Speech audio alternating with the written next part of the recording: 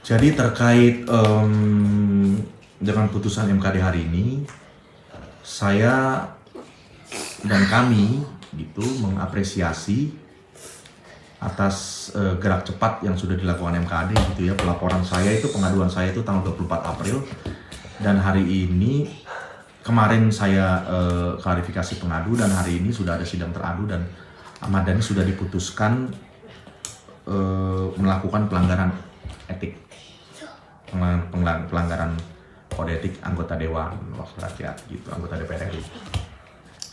Walaupun saya tidak happy dengan sanksinya gitu ya, sanksinya sanksi ringan, hanya harus meminta maaf dalam waktu 7 hari gitu, itu saya nggak happy. Karena buat saya, buat apa MKD, buat apa itu yang mulia semua dengan segala kesibukan yang pasti super sibuk gitu, harus berlelah-lelah gitu, harus capek-capek untuk menginisiasi sebuah sidang yang esensi sidang itu hanya untuk mengajarkan seorang anggota dewan untuk minta maaf gitu. Jadi ini ironi kan ya.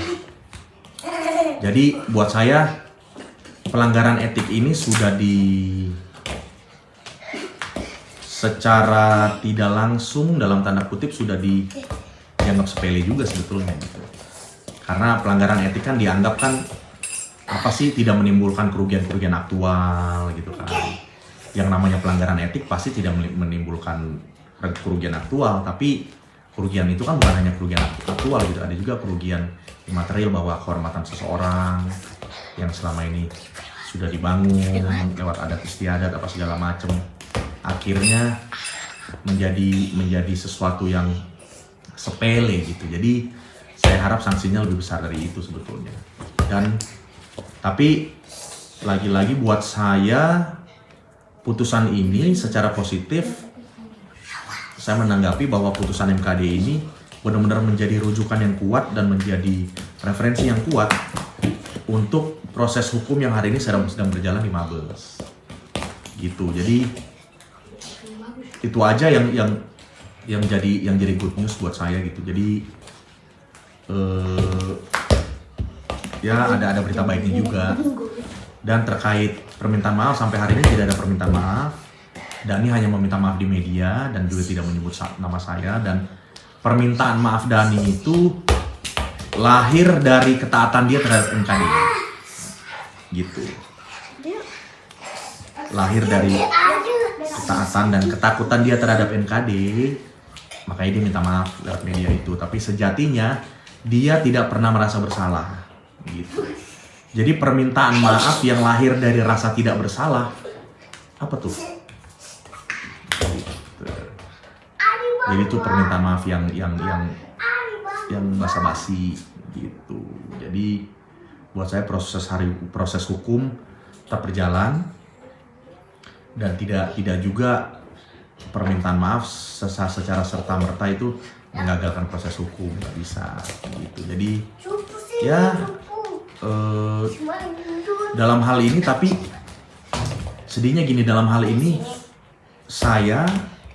kami juga keluarga saya dan mungkin sebagian rakyat Indonesia yang juga menjadi silent majority dari orang-orang yang juga setuju dengan saya gitu, bahwa Ahmad Dhani itu orang yang sangat arogan gitu.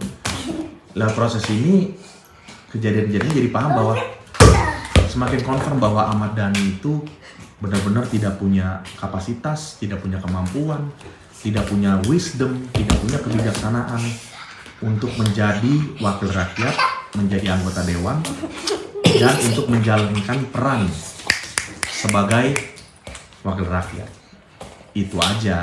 Jadi ada hukum tabur tuai ya. Ketika kita meremehkan orang, one day kita akan diremehkan. Dan Mas Dhani harus tahu bahwa kalau dengan sikap dia yang seperti ini, kemudian dia merasa bahwa dia sudah berhasil menganggap saya nggak penting gitu, sudah berhasil meremehkan saya, dia harus tahu juga bahwa Ahmad Dhani dengan segala kapasitasnya yang katanya adalah ikon musik Indonesia, buat saya dia lebih nggak penting lagi, buat saya dia lebih remeh lagi, buat saya dia sama sekali tidak punya kapasitas dan kemampuan untuk jadi anggota dewan. Dan sampai hari ini kontribusinya terhadap kemajuan generasi lewat peran dia sebagai anggota dewan juga nggak ada. Gitu. Jadi itu yang harus di keep up.